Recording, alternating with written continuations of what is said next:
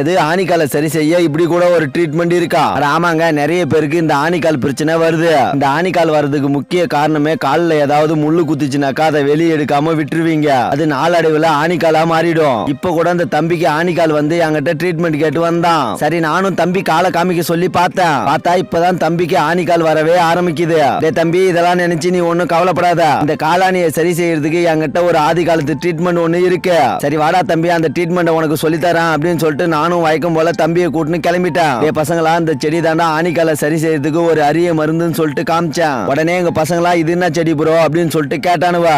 இந்த செடியோட பேர் தான் எருக்கஞ்செடி. அந்த காலத்துல இருந்த எங்க தாத்தா பாட்டிங்களா முள்ளு ஏதாவது காலில் குத்திச்சுனா கூட இந்த எருக்கஞ்செடியோட பாலை தான் வைப்பாங்க. அது மட்டும் இல்லடா, அந்த எருக்கஞ்செடியை ஆணிக்காலுக்கு கூட மருந்தா பயன்படுத்துவாங்க. முதல்ல கொஞ்சமா மஞ்சளை எடுத்து எருக்கஞ்செடியை ஒடிச்சு அதோடைய பாலை சொட்டு சொட்டா அந்த மஞ்சள்ல சேர்த்துக்கணும். அதுக்கப்புறம் மஞ்சளும் எருக்கும் பாலும் ரெண்டும் மிக்ஸ் ஆகிற மாதிரி நல்லா கொயன்னு குழப்பி எடுத்துக்கணும். சொல்ல மறந்துட்டுங்க, முதல்ல ஊக்க இல்லைன்னா ஒரு முள்ளை எடுத்து அந்த ஆணிக்கால நல்லா கீறி விட்டுணும் இந்த மாதிரி. அதுக்கப்புறம் நம்ம ரெடி பண்ணி வச்சிருந்த மருந்தை எடுத்து ஆணிக்காலில் வச்சு நல்லா ஐத்திடணும். எங்கடா இதை கட்டுறதுக்கு துணி எடுத்துன்னு வர சொன்னனே அப்படின்னு சொல்லிட்டு கேட்டேன். ப்ரோ எடுத்துட்டு வரல ப்ரோ, மறந்துட்டேன் அப்படின்னு சொல்லிட்டு சொன்னான். சரி கிட்ட வாடான்னு சொல்லிட்டு நானும் தம்பி கட்டியிருந்த கோமணத்தை உருவிட்டேன். அந்த கோமணத்தை எடுத்து மூந்து பார்த்தாக்கா சரியான கவுளு. சரி, ஆபத்துக்கு பாவம் இல்லையான்னு சொல்லிட்டு நானும் அந்த கோமண துணியை வச்சு தம்பியோட காலை நல்லா டைட்டா கட்டிட்டேன். அவ்வளவுதானா தம்பி, இதுக்கப்புறம் நீ ஒன்னும் கவலைப்படாத.